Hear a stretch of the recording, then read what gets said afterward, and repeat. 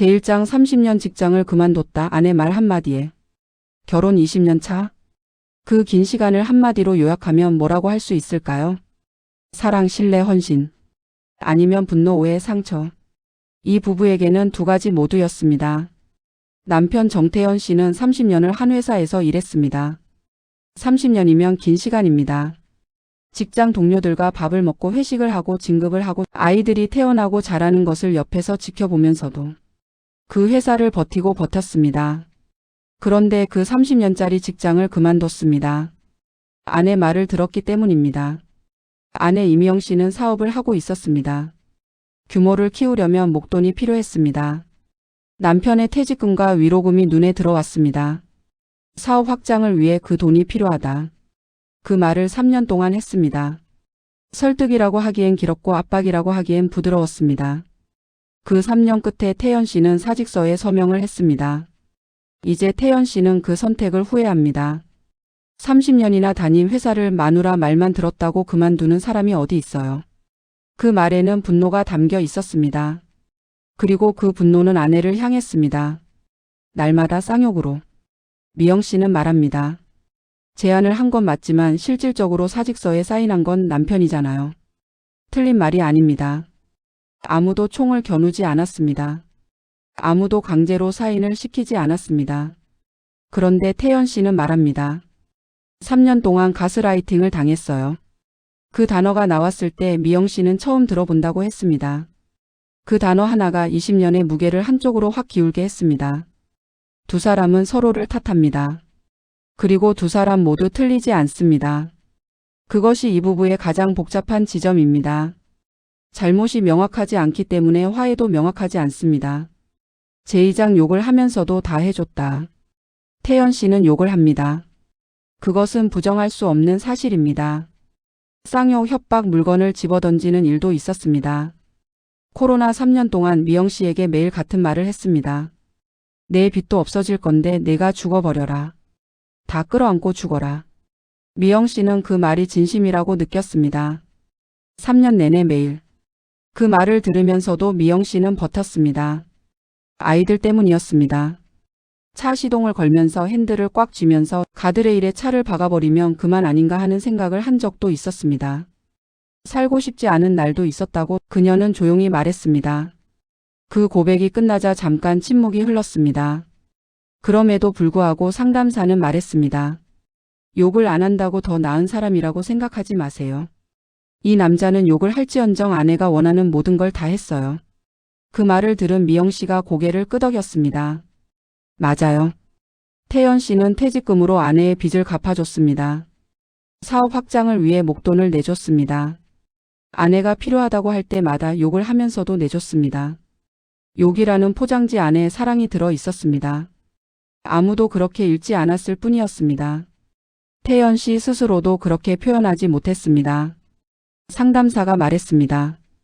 욕을 하면서 다 해줬다는 것 어떤 의미인지 아세요? 그건 이 사람이 화를 표현하는 방식이 거칠었을 뿐이지 마음은 당신 편이었다는 뜻이에요. 미영 씨는 그 말을 듣고 눈을 내리깔았습니다. 20년 동안 그 말을 들어본 적이 없었습니다. 욕 안에 사랑이 있었다는 말을. 제3장 신내림 아내가 무당이 돼야 한다는 말. 이 부부에게는 또 다른 갈등이 있었습니다. 미영 씨는 결혼 10년 차 무렵 누군가에게 들었습니다. 당신에게는 신기가 있다고. 내린 굿을 받지 않으면 아이가 죽을 수도 있다고. 그 말이 미영 씨의 마음속에 걸렸습니다. 믿고 싶지 않았지만 완전히 떨쳐낼 수도 없었습니다. 한편 태연 씨는 그 무렵 위험한 일이 생길 수 있다는 꿈을 미영 씨에게 들었습니다. 감전사 관련 꿈이었습니다. 그 꿈이 반복됐고 미영 씨는 회사를 그만두는 게 낫겠다고 말했습니다. 태연 씨는 그 말을 따랐습니다. 30년 직장을 꿈 한 번과 아내의 말 한마디에 내려놓았습니다. 그런데 신기한 일이 있습니다. 상담사가 짚어냈습니다. 사업이 어려워서 돈이 필요한 순간 남편이 감전사할 꿈이 나타났어요. 이혼을 생각하게 된 시점에는 아이가 죽을 수도 있다는 말이 나왔어요. 왜 어떤 선택이 필요한 순간마다 종교가 사람의 목숨을 붙잡고 있는 걸까요? 그 질문이 공기 중에 떠올랐습니다. 상담사는 단호하게 말했습니다. 종교는 도구가 될 수 없어요. 신이 나에게 소리를 질러대고 밤마다 비명을 질러대는 게 아니라면 남편의 이야기는 신의 소리가 아닙니다. 태연 씨는 아내에게 무당이 되라고 했습니다. 사업이 잘 안 되는 것보다 신내림을 받고 상담 일을 하는 게 낫다고. 그게 더 돈이 된다고. 그 말을 들은 미영 씨는 싫다고 했습니다. 받고 싶지 않다고 했습니다. 그런데도 태연 씨는 계속 그 말을 했습니다. 상담사가 말했습니다. 남편이 아내에게 신내림을 받아라 한다면 그게 가스라이팅이에요. 두 분은 서로를 가스라이팅하고 있어요. 한쪽은 종교를 도구로 활용하고 한쪽은 아내를 돈줄로 보고 있어요. 그 말이 두 사람 사이에 천천히 가라앉았습니다. 제사장 결단을 못하는 여자 20년을 왔다 갔다 했다. 미영 씨에게 가장 큰 문제가 무엇이냐고 묻는다면 상담사는 망설임 없이 말했습니다. 결단을 못해요. 이혼하고 싶다가도 이혼하기 싫어집니다. 사업을 접어야 할 것 같다가도 계속 이어갑니다. 신내림을 받아야 할 것 같다가도 받기 싫습니다. 무엇 하나 끝맺지 못하고 무엇 하나 완전히 떼어내지 못합니다. 사업도 끝내지도 못하고 이어가지도 못하고 남편하고의 관계도 잊지도 못하고 떼지도 못하고. 상담사는 그 패턴을 정확히 짚었습니다. 지금 이게 아내가 가지고 있는 가장 결정적인 인생의 문제예요. 미영 씨는 이혼을 하러 온 게 아니었습니다. 이혼을 해야 하는지 물어보러 왔습니다. 이혼하고 싶은 게 아니라 남편이 바뀌면 이혼 안 해도 된다고 했습니다. 욕하지 않으면 협박하지 않으면 사과하면 이 남자랑 이혼 안 해요. 그 말이 미영 씨의 진심이었습니다. 상담사가 물었습니다. 신이 내린다며요? 그러면 이혼을 해야 되는 거 아닌가요? 미영 씨가 잠깐 멈췄습니다. 어떻게든 내림 안 받고 버틸 수 있으면 버티려고 한 거였어요. 그 말이 모든 것을 설명했습니다. 신내림도 이혼도 사실 미영 씨가 원하는 것이 아니었습니다. 그냥 지금 이 결혼이 이 가정이 제대로 돌아가기를 바랐습니다. 그것뿐이었습니다. 상담사가 태연 씨를 바라봤습니다. 지금 아내는 당신이 바뀌면 같이 살겠다고 말하고 있어요. 태연 씨는 아무 말도 하지 않았습니다. 그 침묵이 어떤 의미인지 두 사람 모두 알고 있었습니다. 제5장 욕 대신 자리를 피하라 남편에게 내린 숙제. 상담사는 태연 씨에게 제안을 했습니다. 화가 올라오고 욕이 올라올 것 같으면 그 자리에서 나가세요. 욕을 멈출 수는 없어도 그 자리를 피하는 것은 할 수 있다고. 태연 씨는 그렇게 하겠다고 했습니다. 미영 씨가 한숨을 쉬었습니다. 한 번도 안 해본 게 아니거든요. 예전에도 그 약속을 한 적이 있었습니다. 지켜지지 않았습니다. 그래서 한숨이 나온 것입니다. 상담사가 말했습니다. 한 번도 안 해본 게 아니겠죠. 근데 보세요. 저는 남편이 제 앞에서 그렇게 한번 해보겠습니다. 이 얘기가 나올 때까지. 굉장히 시간이 많이 걸렸어요. 그럴 거예요. 욕을 안 하고 살아본 적이 없는 사람이니까. 그래서 저는 이 남자를 믿기로 한 거예요. 그 말을 들은 미영 씨가 눈물을 닦았습니다.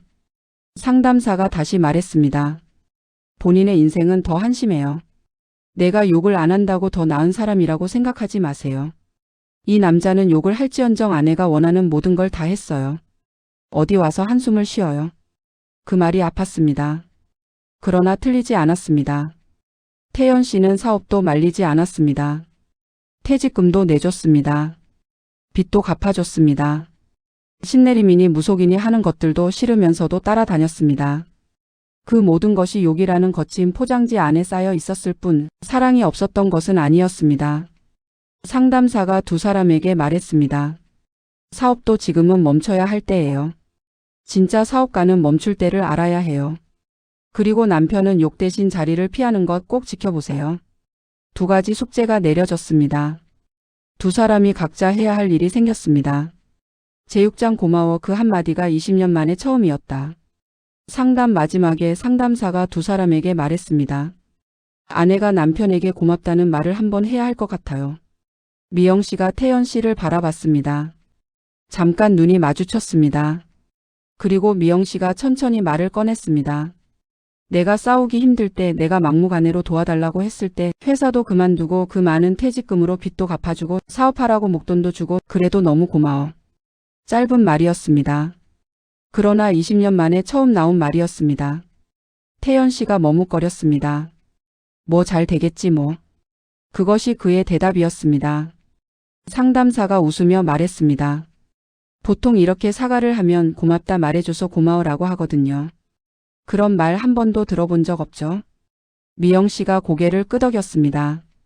잘했다는 말도 수고했다는 말도 한 번도 없었어요. 상담사가 설명했습니다. 이 남편이 어떤 스타일이냐면 다 퍼주고서 뭐 좋다면 됐지 뭐 하는 스타일이에요. 당신이 좋다면 나도 좋다. 그게 이 사람이 사랑을 표현하는 방식이에요.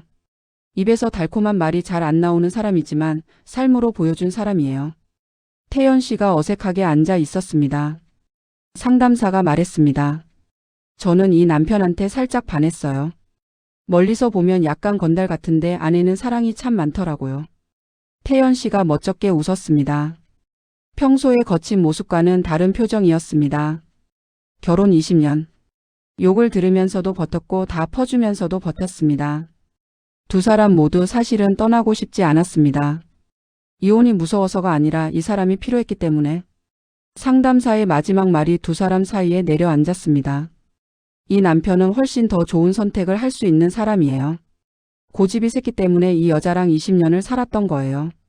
그 고집이 단점이기도 하지만 이 결혼을 지탱해온 힘이기도 해요. 미영 씨가 손을 무릎 위에 모았습니다. 태연 씨가 긴 숨을 내쉬었습니다. 아직 해결된 것은 없었습니다. 그러나 두 사람이 처음으로 같은 방향을 보고 있었습니다. 그것으로 충분한 시작이었습니다.